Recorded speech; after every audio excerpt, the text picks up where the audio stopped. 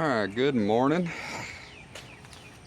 Just going to put a little update on the old 5.4 navigator 32 valve, 4 valve swap, whatever you want to call it. Had a lot of rain last night, so that's where all this water's come from. I do keep the engine covered up with a bunch of plastic and tarps, so I've already checked. The engine is dry as a bone. Not one drop of water on it, even though we were slammed with torrential rain last night.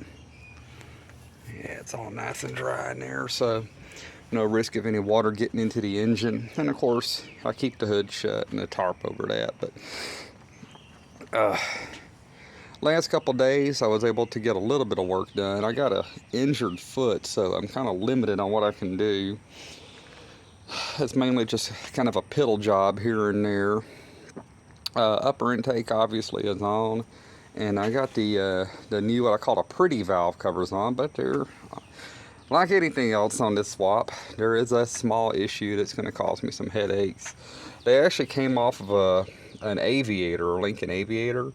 So on the navigator valve covers, the PCV fitting would be here, which is why this is like dangling here, because that's a stock navigator PCV tube.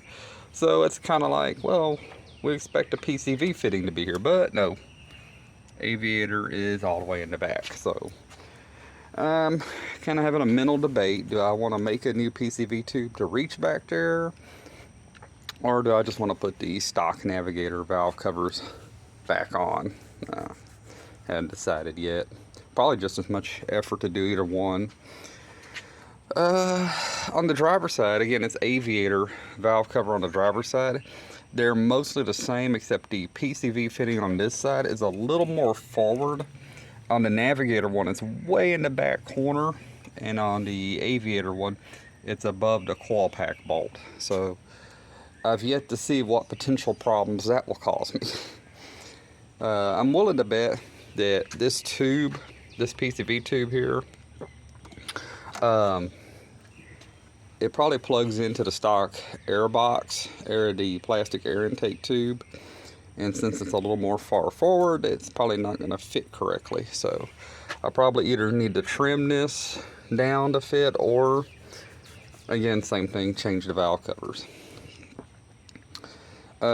Intake is on, but the top upper intake needs to come off anyway. I was talking to a couple people who've done this swap, and they've all agreed that the upper intake pretty much gets in the way of everything, and it's probably the last thing you should put on. It's not really bolted. I mean, it's got a few bolts in it, but they're not torqued, so getting it off would probably be like a 5-minute job. And they say with that in the way, you can put the engine harness on a lot easier. With that out of the way, sorry. You can put the engine harness on easier and take care of a few other small things. So I ordered a few parts last night: a new fuel filter, upper radiator hose. I'm trying to remember what all I ordered. I know I ordered a transmission filter and gasket because I want to do that. The next thing to do on here, of course, is get the engine harness on and get the coil packs in. And there's an issue with the fuel lines. So I have the factory F150 fuel lines. I don't have navigator specific because you just can't find them. The stuff is so old, and the people who are pulling motors out of these trucks these days, they're cutting them.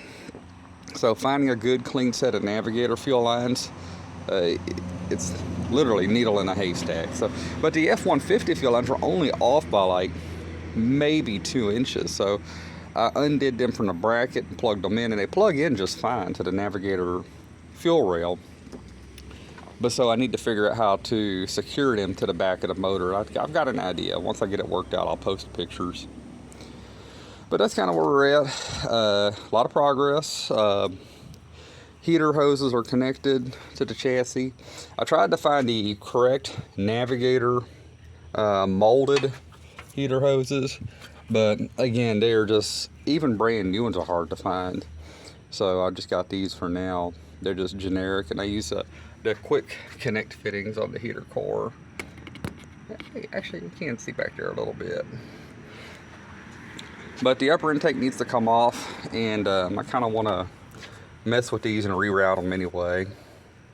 So Anyway, that's where we're at on the navigator swap, and I'll post more as more gets done.